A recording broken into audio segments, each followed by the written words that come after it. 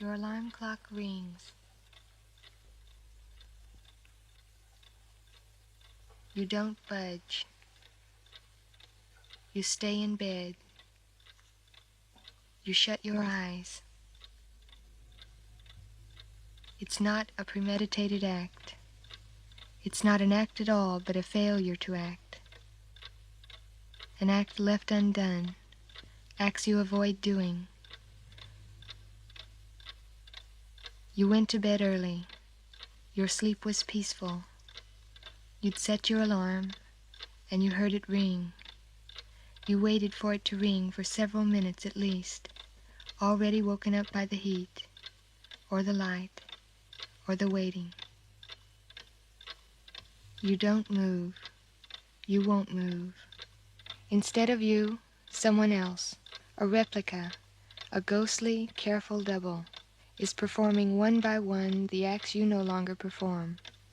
He gets up, gets washed, gets dressed, shaves, leaves. You let him dash down the stairs, race across the street, catch his bus on the run, reach the examination hall on schedule. You get up too late. You're not going to say on 4, 8, or 12 ruled pages what you know you should think about alienation, or the working class, or modern life and leisure, about the white-collar worker, or automation, about other directedness, about Marx as critic of de Tocqueville, or Margaret Mead versus Marcuse. You wouldn't have said anything in any case, since your knowledge is small and your opinions are non-existent. Your seat remains empty. You won't get your degree. You'll never begin your advanced studies.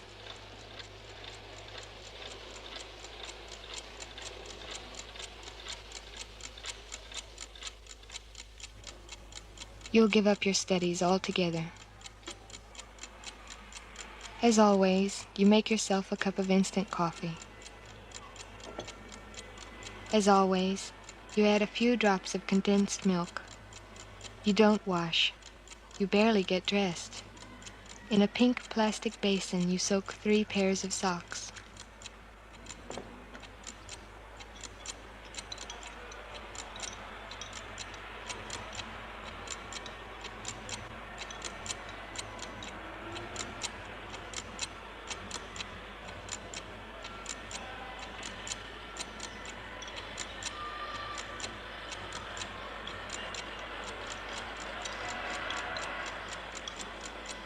You don't wait outside the examination hall and ask about the questions submitted to the perspicacity of the candidates.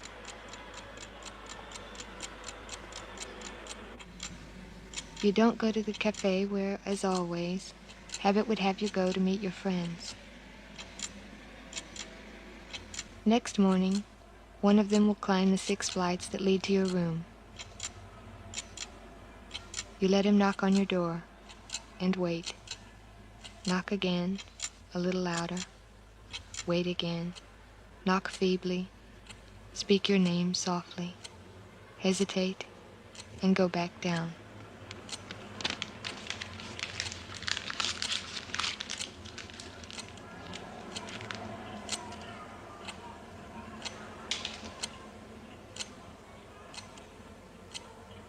Others came the next day, and the day after that. They knocked, spoke through the door, slipped in messages.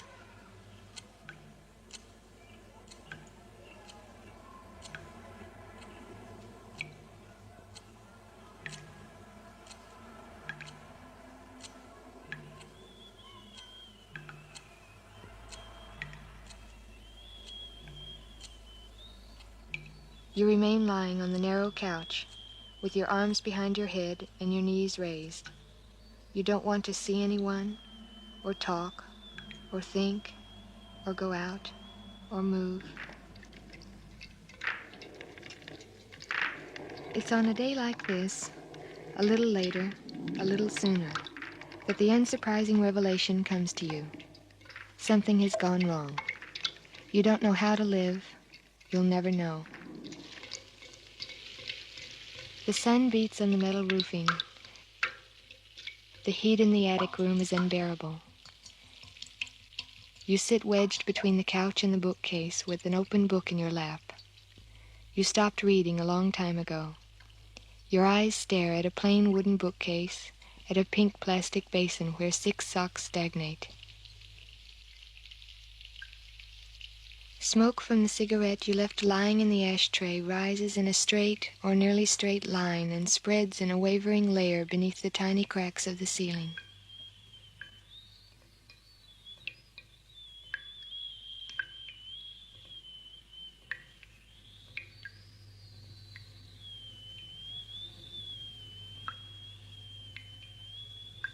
Something is snapped. You no longer feel secure. Something that until now fortified you and warmed your heart begins to fail. The sense of your existence, a feeling of belonging to the world, of being immersed in it.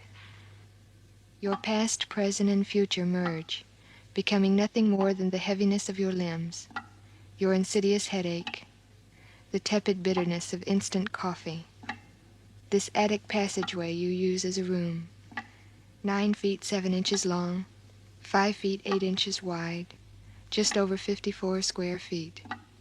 This garret you haven't stirred from for several hours, for several days. You sit on a couch too short for you to stretch out to your full length at night, too narrow for you to turn over without being careful. With an eye by now almost spellbound, you watch a pink plastic basin containing no less than 6 socks. You stay in your room, not eating, not reading, hardly moving. You watch the basin, the bookcase, your knees, your eyes in the cracked mirror, the cup, the light switch. You listen to street sounds, to the dripping faucet on the landing, to the noises your neighbor makes, clearing his throat, having a coughing fit, his kettle whistling. You follow on the ceiling the winding line of a thin crack, a fly's pointless wanderings, the perhaps calculable progression of shadows. You're 25 years old, you have 29 teeth, 3 shirts and 8 socks, 500 francs a month to survive on, a few books you no longer read, a few records you no longer listen to. You don't want to remember anything else. You sit, and all you want is to wait. Just wait until there's nothing more to wait for. You don't see your friends. You don't answer the door. You don't go down and get your mail.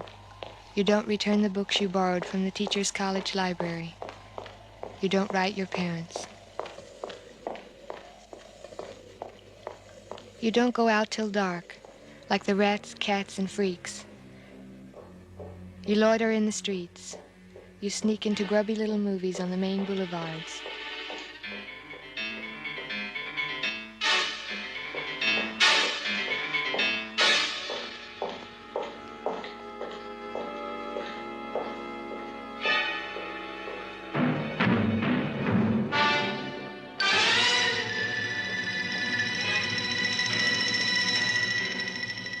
Sometimes you walk all night.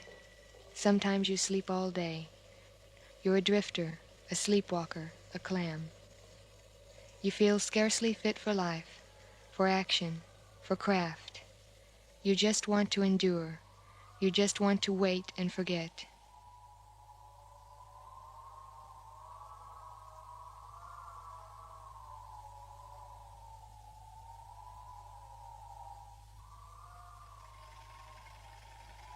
You don't reject anything.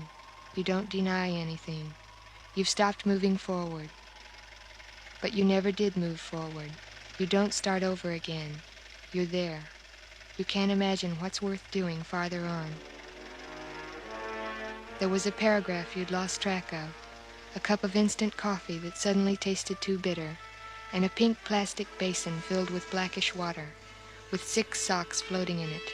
And on a day in May, when the weather was too hot, the association of these things was enough, was almost enough, to make something snap, spoil, burst, and to make clear as broad daylight one small truth, as sad and silly as a dunce's cap. You don't want to go on.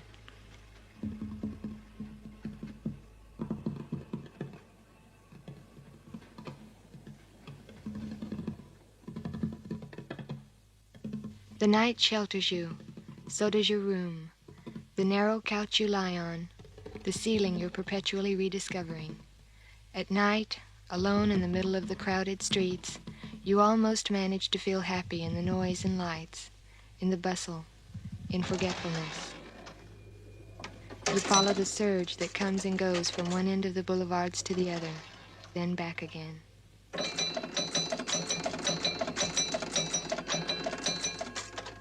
Blank spells, dead ends, a fleeting wish not to hear or see any more, to be mute and motionless, crazy dreams of solitude, amnesiac wandering in the country of the blind, cold lights, silent faces your gaze slides past.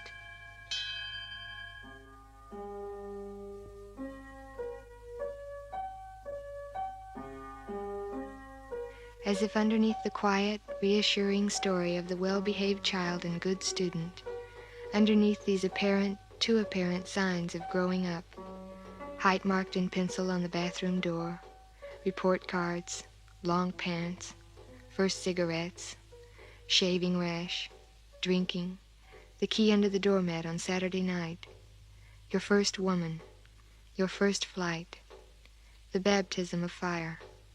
As if always underneath these things another thread had run, always there, always kept at a distance. A thread now woven into the familiar pattern of your rediscovered life, into the empty setting of your deserted life. Underlying images of the truth that's come to light, of the withdrawal so long postponed. The appeal for calm, inert blurred images, overexposed snapshots, almost white, almost lifeless, almost petrified. A small town street, closed shutters, colorless shadows, flies buzzing in an empty guardroom, a living room under gray slip covers, dust particles suspended in a ray of light, bleak countrysides, a graveyard on Sunday, drives in the automobile.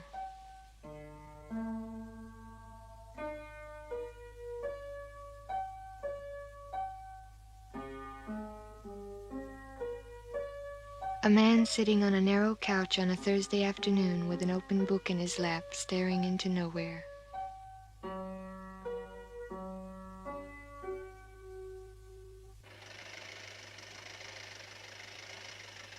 You're nothing but an uncertain shadow, a hard nugget of indifference, a non-committal glance evading other glances, with lips that don't speak and eyes gone dead. From now on, the passing reflections of your somnolent life will appear in puddles, in shop windows, on the glistening bodies of cars. Water drips from the faucet on the landing. Your neighbor is sleeping. The faint throbbing of a waiting diesel engine does more to heighten than disturb the quiet of the street. Forgetfulness seeps into your memory. The cracks in the ceiling outline an improbable maze.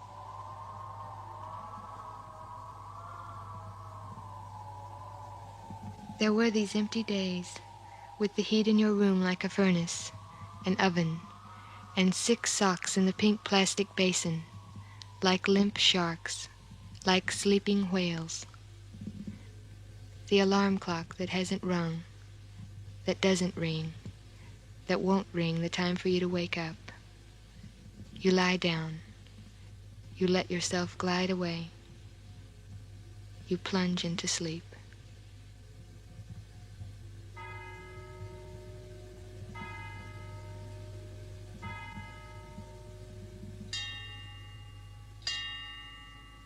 Your room is the center of the world.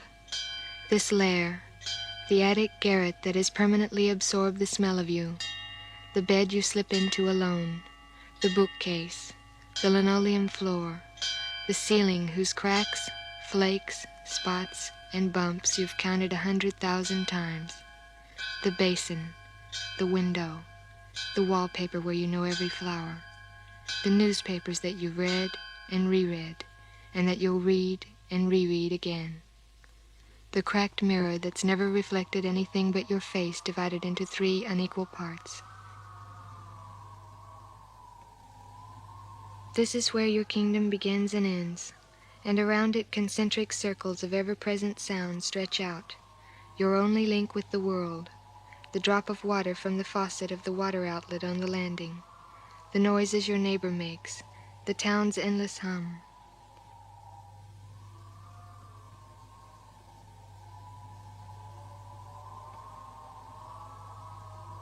At the intersection below, the steady sequence of braking, stopping, starting, accelerating, gives time a rhythm almost as even as the incessant drip, or as the bell tower of the neighboring church.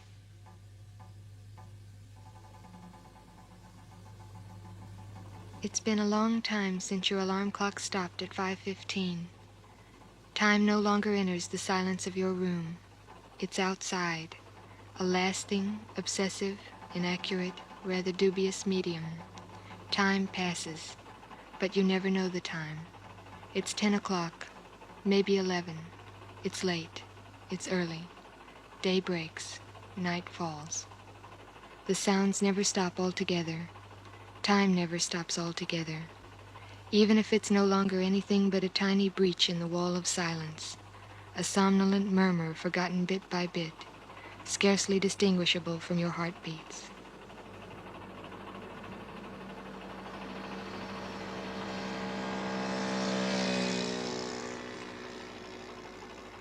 Your room is the most beautiful of desert islands, and Paris is a desert that no one has ever traversed.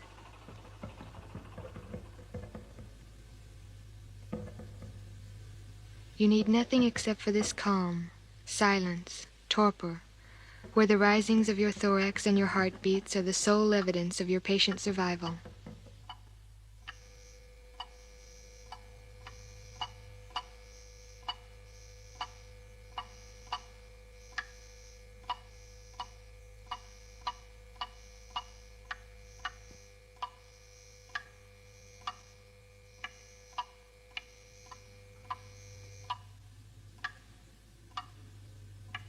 To want nothing else.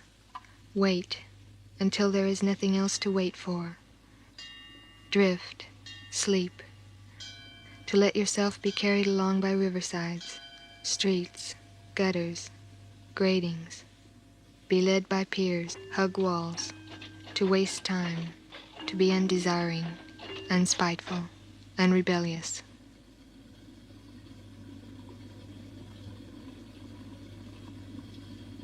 As time passes, the life that opens up before you will be free of movement, harshness, and agitation.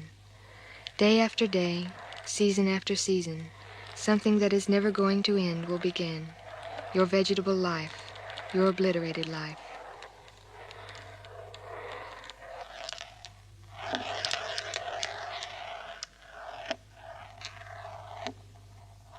This is how you learn to endure. Sometimes, master of time, master of the world, little spider at the center of your web, you reign over Paris. You control the north by the Opera, the south by the Louvre, east and west by Saint Honoré.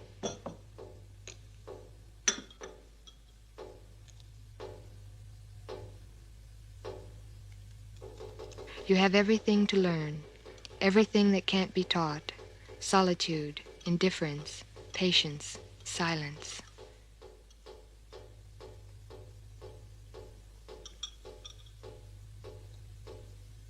You're alone, and since you're alone, you have to stop looking at the time.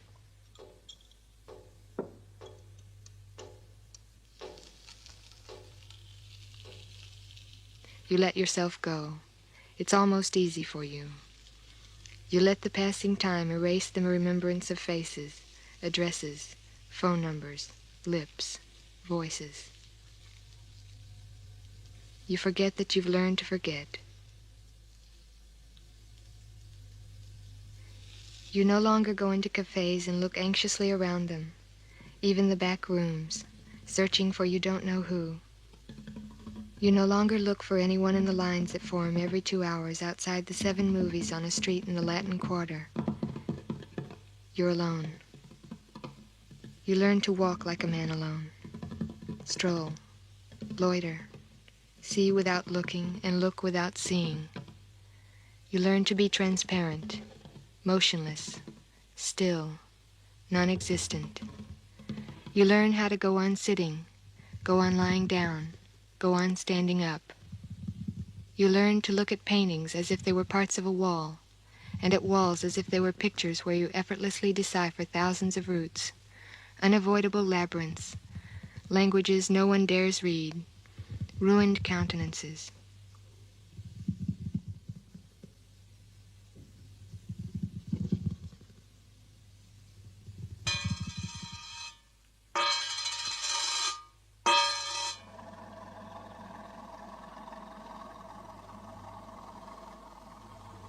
You explore an island in the Seine. You start down the longest street in the city. You go out to one end of town, then the other. You walk slowly. You retrace your steps. You dawdle in front of shop windows. You go and sit on the ledge of a midtown bridge, and you watch an eddy under the arches gather and disperse. Beyond, barges pass, in time overwhelming the play of water against the piers. Fishermen sitting motionless watch the steady drifting of their floats.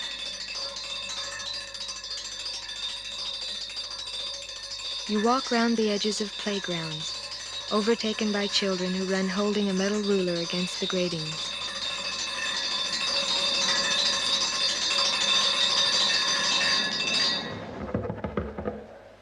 You sit down on benches whose sculpted bronze feet have the shape of lions' paws. Old, lame caretakers converse with nannies from another age. In earth just sandy enough, the toe of your shoe traces circles, squares, initials.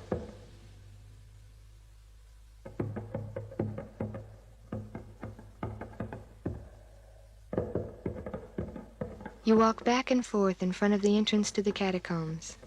You plant yourself under the Eiffel Tower. You cross every bridge.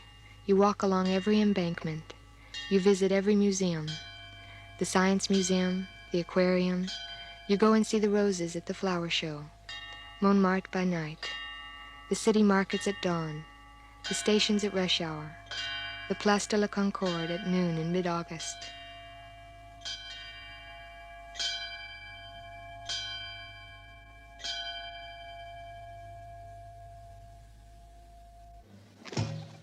In the Luxembourg Gardens, you watch pensioners playing bridge, pinochle, or rummy.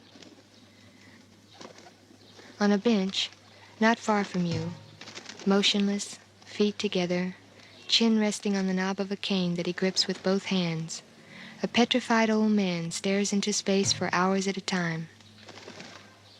You admire him. You look for his secret, or weakness. But he seems impregnable. He doesn't even drool. He doesn't move his lips. He hardly blinks.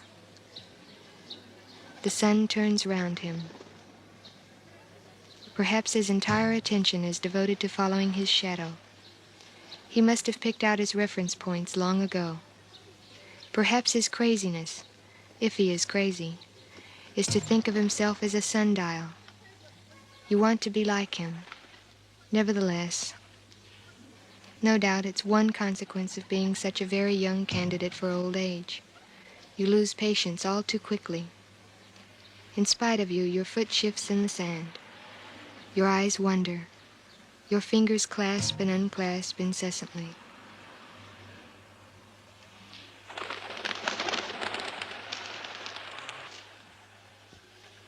You get lost. You go round in circles. Sometimes you set yourself absurd objectives. Daumesnil, Clignancourt, Gouvion-Saint-Cyr, the Postal Museum.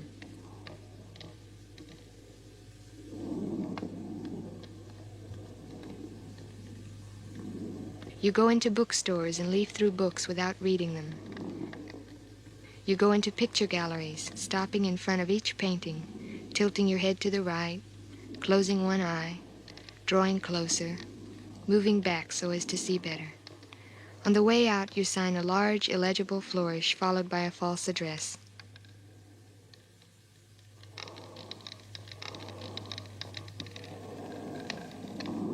You sit down in the back of a cafe and you read the paper line by line, systematically.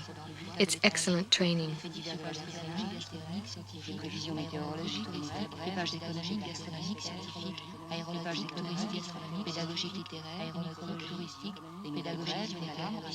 You read the paper line by line, systematically. It's excellent training.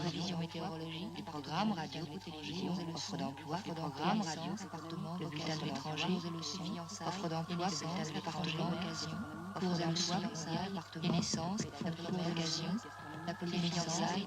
500 or 1,000 news items have passed before your scrupulous and attentive gaze, but your memory has been careful to retain none of them. You've read with an equal lack of interest that steel profits are down, that the New York market is buoyant, that for home financing you should trust the oldest bank in France and its network of specialists, that there are $6 million worth of damages in the wake of Hurricane Barbara, that Jean Paul and Lucas are pleased to announce the birth of their little sister Lucy. You may still be amazed at the combination of some 30 typographic symbols, according to what are ultimately very simple rules, is capable of generating these thousands of statements every day. But why let them absorb you? Why decipher them? All that matters is for time to slip by, and for nothing to touch you. Your eyes read the lines deliberately, one after the other.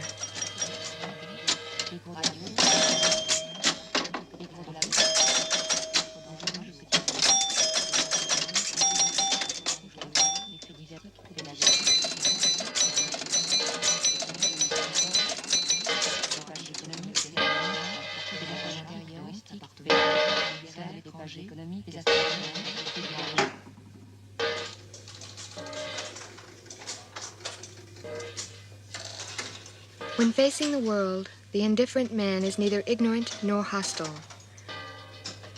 Your purpose isn't to rediscover the robust pleasures of illiteracy, but to read without making any distinction in your reading matter. Your purpose isn't to go naked, but to dress without any implication of either fussiness or neglect. Your purpose isn't to let yourself die of starvation, but just to keep yourself nourished, eating, sleeping, walking, and dressing.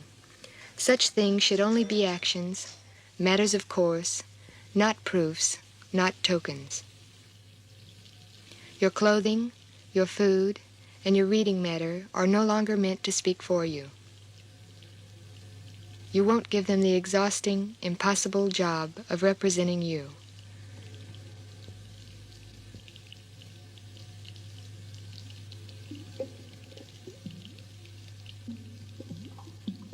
You put on your shirt and jacket. You read the paper. You go pinballing.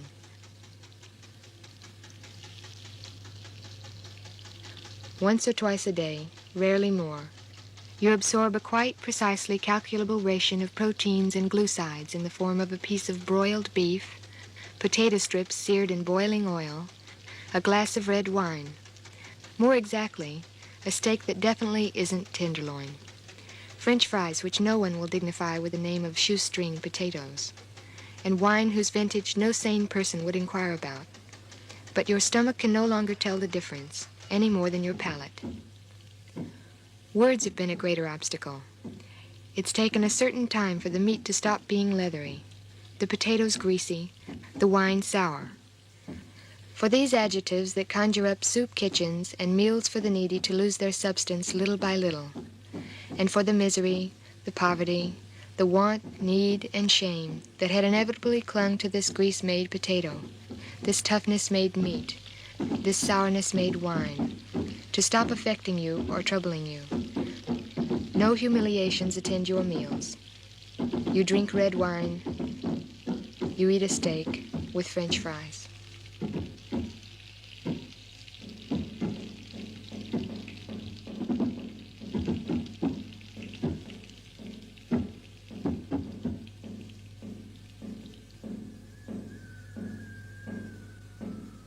You invent elaborate circuits, which are further complicated by innumerable rules that force you into long detours. You go and see the sights.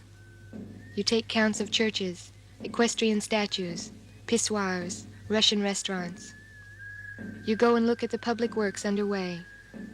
Streets ripped up like plowed fields, ditches, buildings being razed. You come back to your room and flop onto the couch that's too narrow for you. You arrange the cracks in the ceiling.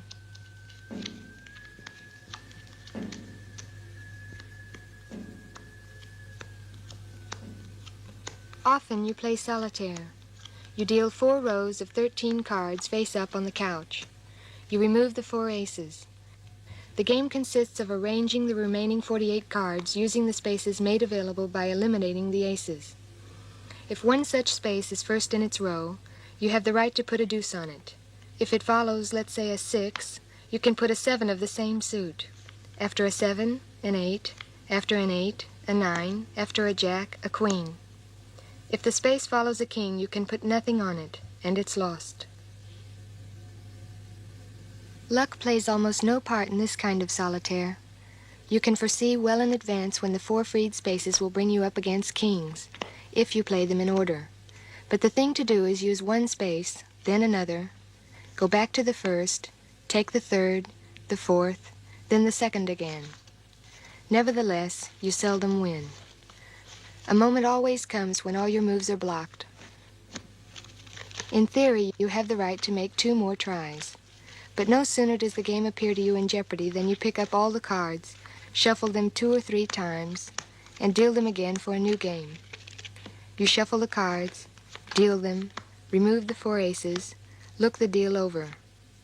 Little by little, the game takes shape. Obstacles appear, possibilities come to light. Here a card is in place already. There, changing a single card will dispose of 5 or 6 in one go. There, a troublesome king can't be dislodged. You almost never win.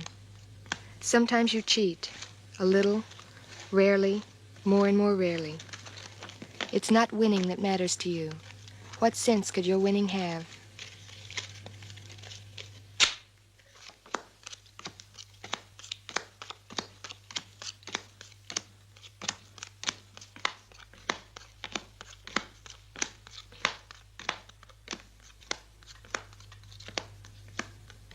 But you play more and more often, for longer and longer sessions, sometimes all afternoon, or the minute you get up, or else through the night. There's something about the game that fascinates you, even more, perhaps, than the play of water against bridges, more than the ceiling labyrinths, more than the barely opaque stems that drift slowly across the surface of your cornea. According to its position and the possibilities of the moment, each card takes on an almost thrilling density. You protect, you destroy, you construct, you calculate, you draw up plan after plan, pointless exercises, unsubstantiated perils, pitiful solutions. 48 cards shackle you to your room, and you feel almost happy when a 10 is in place, when no king stands in your path, or almost unhappy when all your long, drawn-out reckonings end in the same hopeless result, as though this lonely, wordless strategy provided your only course of action, as though it had become your justification.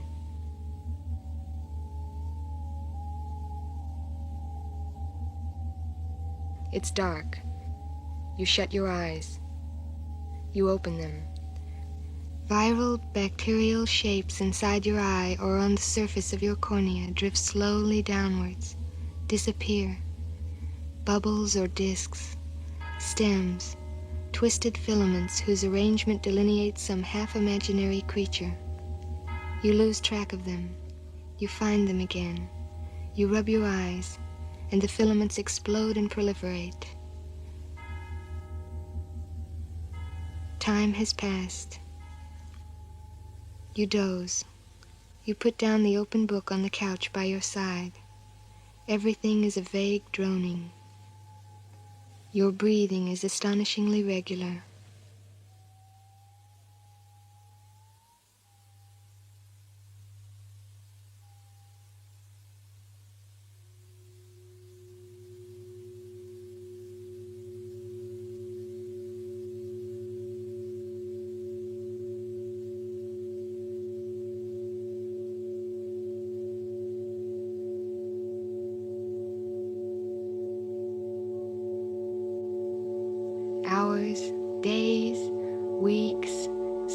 pass, and you detach yourself from everything. You withdraw from everything. It's almost sometimes with a kind of ecstasy that you discover you're free. Nothing worries you, or pleases you, or displeases you. In this unwearing life, where delights issue forth as moments without consequence, you find a happiness almost perfect, fascinating, at times pregnant with new emotions. You live in a happy lull, in a void full of quiet from which you expect nothing. You're invisible, translucent, transparent. You no longer exist.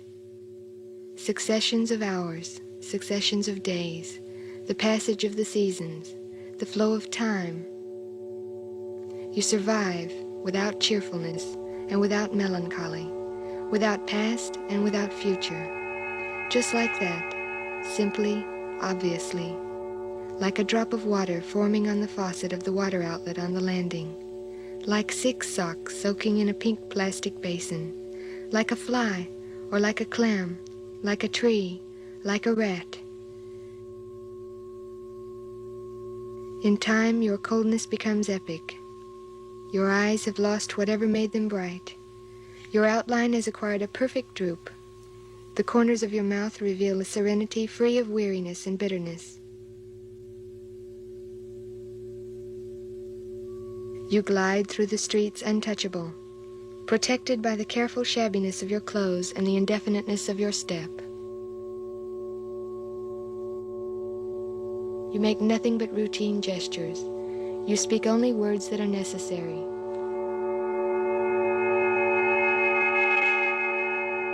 You never say please, hello, thank you, goodbye. You don't ask your way. You loiter. You walk. Each moment is as good as any other. All space looks the same. You're never in a hurry, never lost. You're not sleepy. You're not hungry. You let yourself go. You let yourself be carried along. It's enough for the crowd to be going up or down the Champs-Élysées. Enough if ahead of you a dreary figure bears off into a dreary street, or for there to be light or a lack of light, sound or a lack of sound, a wall, a group, a fountain, sand, arcades, trees, a poster, stones, a crosswalk, a shop window, a flashing light, a street name, a notion stand, a flight of steps, a round square.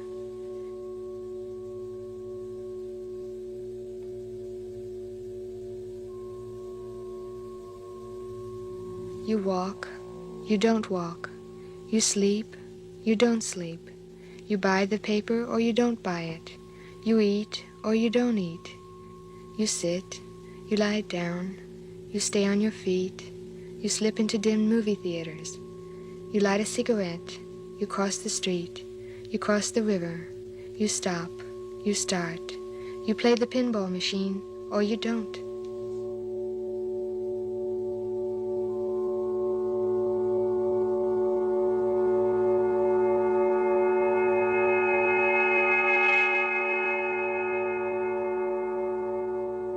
Indifference has neither beginning nor end. It's an immutable condition that nothing can shake. You have no more than elementary reflexes. You don't cross when the light is red. You shelter yourself from the wind to light your cigarette. You dress more warmly on winter mornings. You change your sweater, your socks, your undershorts and undershirt about once a week.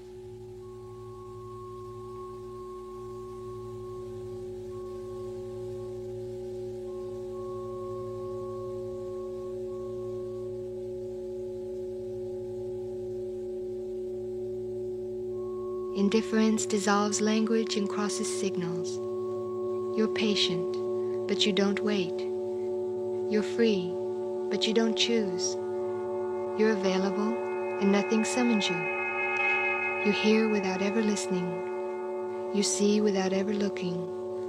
Ceiling cracks, floorboards, patterns in tile flooring, the wrinkles around your eyes, water, trees, stones, passing cars, clouds in the sky taking the shapes of clouds.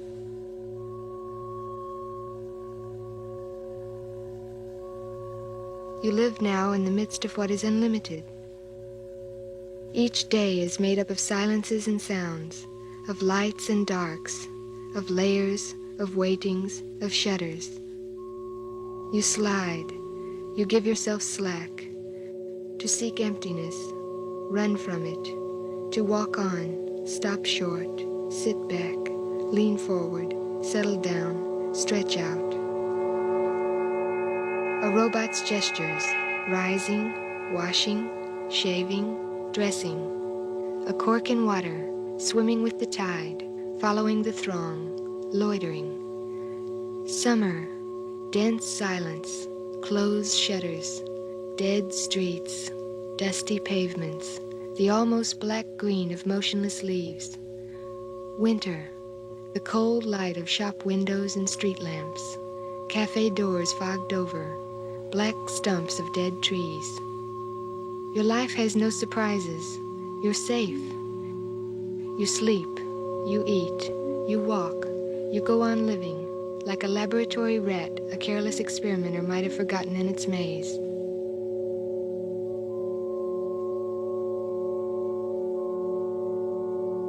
No values, no preferences.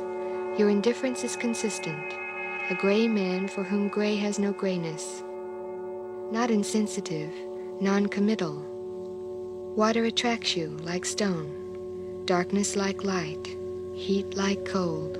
All that exists is your gait and your gaze, which stops and slides away without noticing what's beautiful or ugly, familiar or surprising, retaining nothing but associations of shapes and lights that gather and disperse unendingly and everywhere, in your eye, on ceilings, at your feet, in the sky, in your cracked mirror, in water, on stones, in crowds, squares, avenues, playgrounds and boulevards, trees and gratings, men and women, children and dogs, people waiting, throngs, automobiles and mannequins, edifices, facades, columns, capitals, sidewalks, gutters, sandstone cobbles gleaming in fine rain, silences, uproars, crowds in stations, in stores,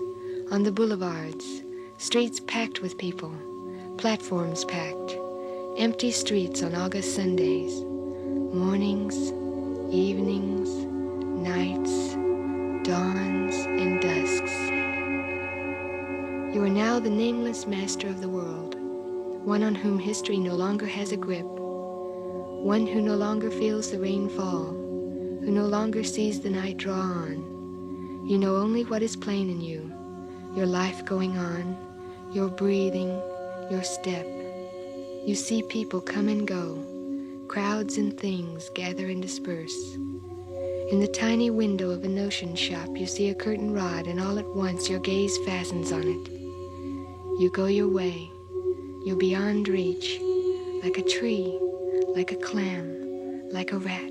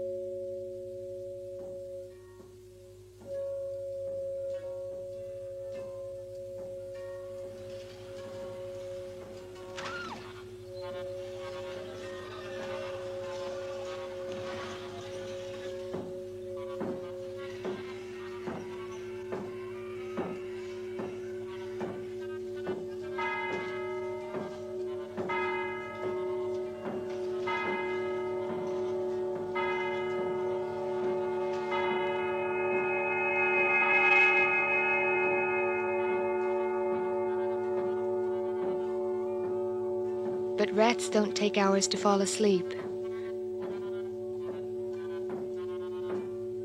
Rats don't wake up with a start, panic-stricken, drenched with sweat. Rats don't dream. How can you withstand your dreams? Rats don't bite their nails, certainly not methodically, hour after hour, until the tips of their claws are no more than a spreading wound. You rip the horny matter halfway down, maiming the flesh it's attached to. You tear the dead skin almost the entire length of the top joints until drops of blood appear, until your fingers hurt so that for hours the slightest contact is too unbearable for you to grip anything, and you have to soak your hands in distilled water. As far as you know, rats don't go pinballing. You stayed glued to the machines for hours, for nights, furious and feverish. You groan as you follow the rebounds of the steel ball, jerking your hips into the metal casing. You fight wildly against the bumpers and lights, against Gottlieb and the scores. Painted women with ignited eyes and lowered fans. You can't wrestle with a pinball machine. You can't exchange views with it or make it express what it can't say. No matter how much you squeeze and grunt against it, it won't return the affection you feel, or the love you seek, or the lust that's tearing you apart.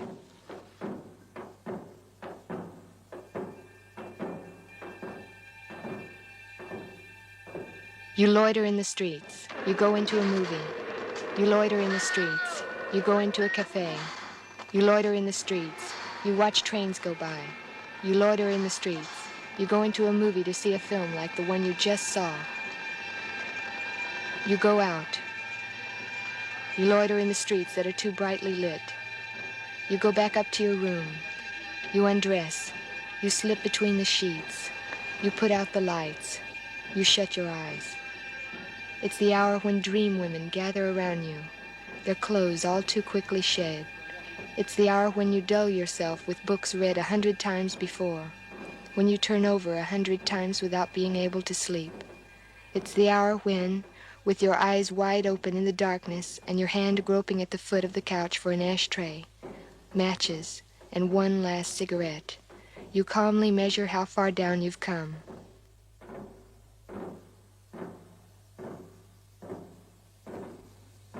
You get up during the night now. You loiter in the streets. You go and settle on bar stools and stay there for hours, till the very end, with a beer in front of you, or a black coffee, or a glass of red wine. You're alone and adrift. You walk down desolate avenues, past stunted trees, stripped facades, darkened entrances. You go into the inexhaustibly hideous districts of warehouses and stockyards. You encounter only drinking fountains long since gone dry, grimy churches, ripped up work sites, bleak walls, morasses stagnating near sewer vents, monstrous gates of manufactories. Under the metal footbridges of the quarter called Europe, steam locomotives spew puffs of white smoke.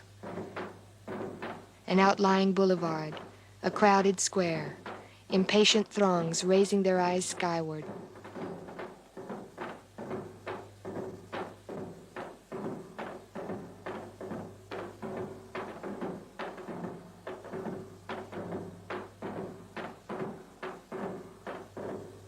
Your doom hasn't been sudden. It's edged its way in almost blandly. It has thoroughly infiltrated your life, your movements, your time, your room. It's taken hold of the faults in the ceiling, the wrinkles of your face in the cracked mirror, the upturned cards. It seeped out in drops of water from the faucet at the water outlet. It sounded every 15 minutes in the neighboring bell tower. There was a pitfall, the feeling that sometimes approached elation, the pride, the sense of intoxication.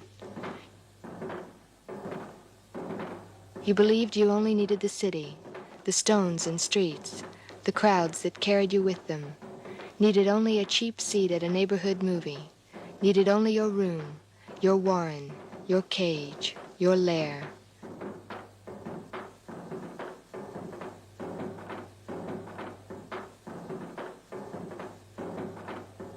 Once again, you deal the 52 cards on your narrow couch. Your powers have deserted you.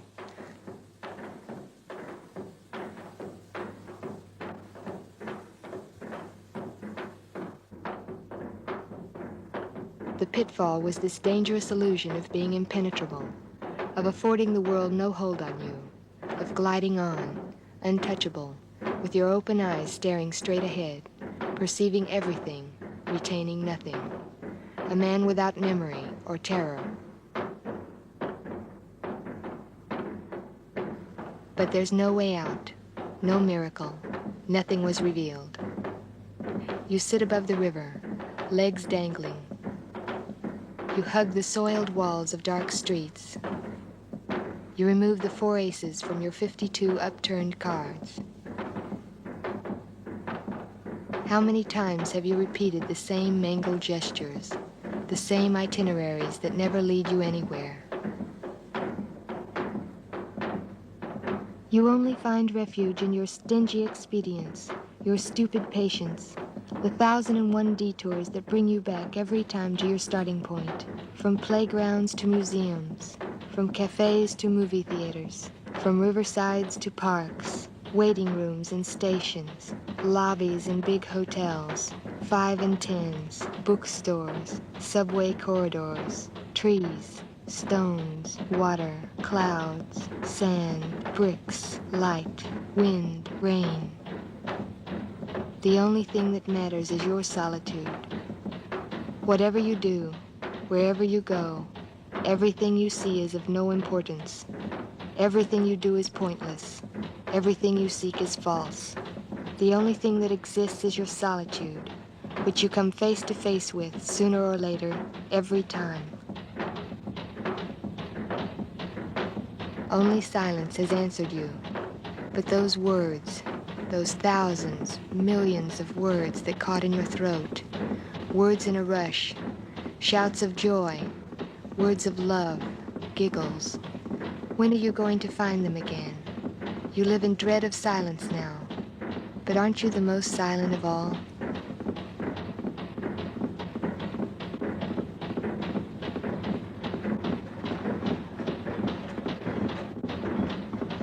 The freaks have entered your life, the rats, your fellows, your brothers, tens and hundreds and thousands of freaks. You spot them and identify them by invisible signs, their furtive exits, their silence, their distracted, wavering, fearful gaze that turns away as it meets yours. Light still shines in the middle of the night from the attic windows of their squalid rooms. Their steps echo in the night.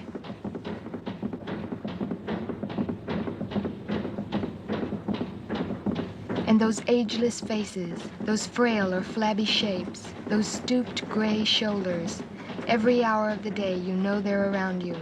Their shadow becomes you. You become their shadow.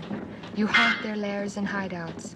You use the same places for refuge and asylum. Playgrounds, museums, cafes, stations, subways, outdoor markets. Disasters seated like you on benches, incessantly tracing and erasing the same flawed circle in the dusty sand. Readers of newspapers found in trash cans. They make the same long circuits as you, just as pointless, just as slow. They linger like you in front of the maps and subway stations. They eat their rolls seated at the edge of the river. Exiles, pariahs, outcasts. They brush the walls as they walk with lowered heads, drooping shoulders, their nervous hands scraping window ledges, weary motions of those who are vanquished, the biters of dust. You keep your eye on them. You pursue them. You hate them. Freaks cowering in garrets. Freaks in slippers shuffling around market stalls. Freaks with glassy eyes. Freaks like automatons. Freaks that drivel. You rub shoulders with them. You're always among them. You force your way through them. Sleepwalkers, big dopes, Old men, half-wits with berets pulled down over their eyes. Drunks, senile men trying to repress the convulsive trembling of their cheeks. Farm boys astray in the big town. Widows, finks, senior citizens. They've come to you. They've clutched your arm. It's as if you, the loner, had been assaulted by all the other loners. As if the only meetings possible in the time it takes to drink a glass of wine at the same cafe counter were with people who never talk, or who talk by themselves. Crazy old men, drunken old women, refugees. They grab the lapels of your jacket. They blow their breath in your face. They come to you with their shy steps and their sweet smiles, their leaflets and their badges, pitiful crusaders in idiotic causes, pathetic entertainers passing the hat for their guild, downtrodden orphans selling placemats, skinny widows battling for the rights of household pets, all the ones who accost you, detain you, fondle you to blurt in your face their petty revelations and eternal questionings, their good deeds and their true way, sandwich men of one true faith that will save the world, sallow complexions, frayed collars, stutterers telling you the story of their lives, the story of their jails, their rest homes, their improbable travels, their hospital wards, old school teachers who advocate spelling reforms, armchair strategists, dowsers, healers, visionaries, all the ones who live with their obsessions, the cast-offs, the wrecks, the inoffensive senile freaks that bartenders have fun with, filling their glasses too full for them to raise to their lips, old fur wraps knocking back little glasses of Cointreau and trying to keep their dignity. And all the others, the worst ones, the smug ones, the smart ones, the pleased with themselves, the ones who think they know, the ones who smile knowingly, the overweight ones and the young for their age, car dealers, legionnaires, good-timers, greasy-haired types from out of town, the well-to-do, the jerks, freaks who know they're right, who want you on their side, who look you over and challenge you, freaks with big families, freak children and freak dogs, thousands of freaks held up by red lights, freaks with their yapping females, freaks with mustaches, freaks in waistcoats and suspenders, tourist freaks, freaks in their Sunday best, the freaky crowds. You loiter, but the crowd no longer carries you with it. Night no longer gives you shelter. You walk, still, forever, a tireless, immortal walker. You search, you wait. You loiter in the petrified city, polished stones without a crack in the scrub facades, congealed garbage cans, empty chairs where concierge come and sit. You drift through the dead city.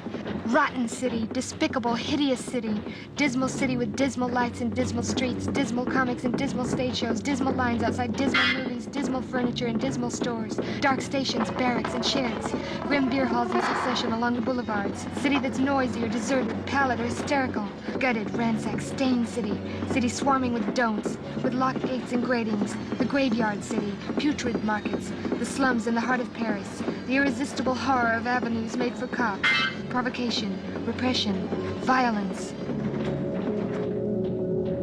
Like a prisoner or a madman in a cell, like a rat in a maze looking for the way out, you scour Paris from one end to the other, like a starving man, like a messenger carrying a letter with no address.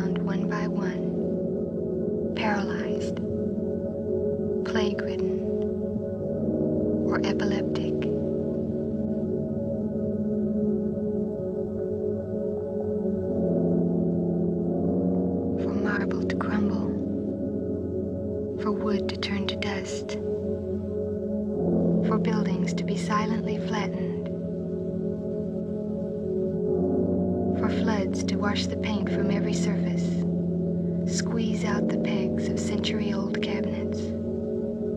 Dissolve the ink of newspapers.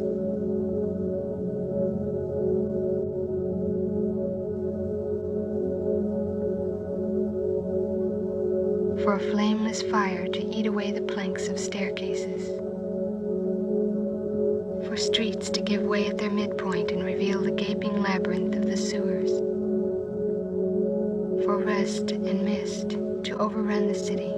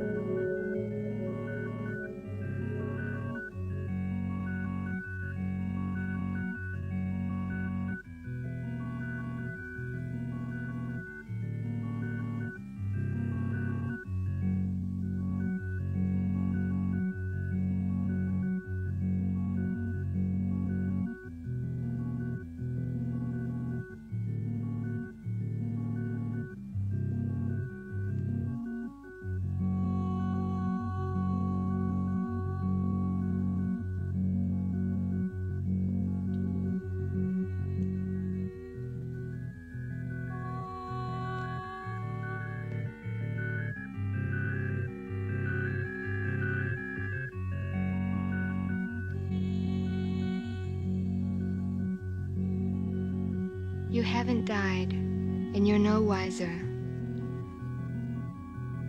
You haven't exposed your eyes to the blinding of the sun. 2 10th-rate actors haven't come for you, clutched you, fastened themselves so closely to you that if one were crushed, all 3 would perish.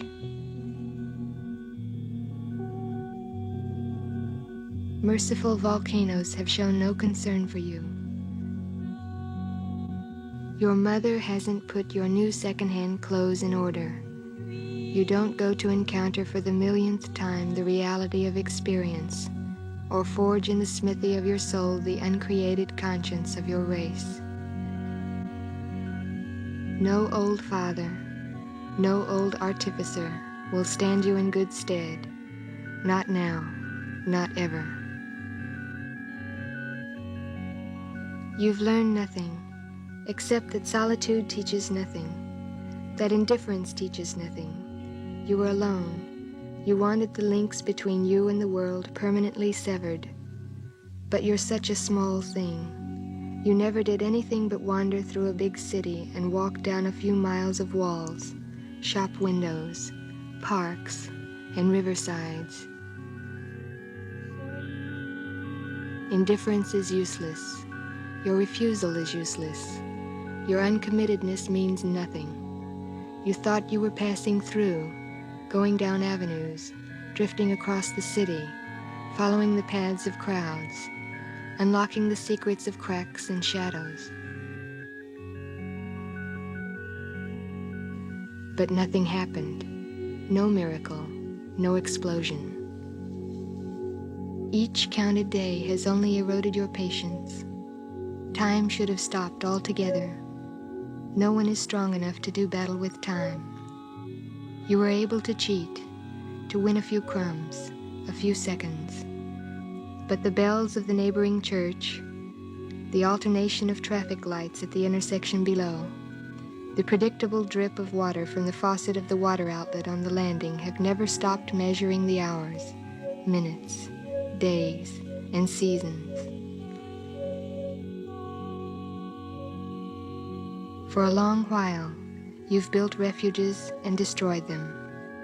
Schedules or idleness, drift or sleep, night watches, uncommitted moments, the vanishing of shadows and lights. You could, perhaps for a long while, still go on lying to yourself and dulling yourself. But the game's over. The world is still there, and you haven't changed. Indifference has not made you different. You haven't died. You haven't gone crazy. No curse weighs on your shoulders. No ordeal awaits you. No crow has designs on your eyeballs. No vulture has been punished with the indigestible chore of munching on your liver, morning, noon, and night. No one condemns you, and you've committed no offense. In spite of you, time, which watches over everything, has given you a solution. Time, which knows the answer, has gone on passing. It's on a day like this, a little later, a little sooner, that everything starts again. Everything starts. Everything goes on. Stop speaking like a man in a dream. Look at them. There they stand, posted around the town like silent sentinels. Thousands upon thousands of mortal men, on riversides and embankments, on the rain-drenched sidewalks of one crowded square, fixed in ocean reveries, waiting for spindrift, for the breaking of the tides and the raucous calls of seabirds.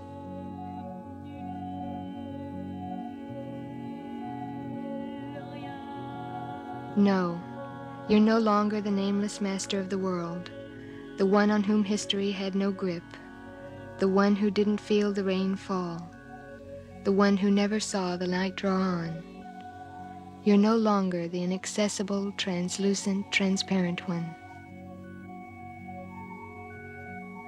You're afraid. You wait. On that crowded square, you wait for the rain to stop falling.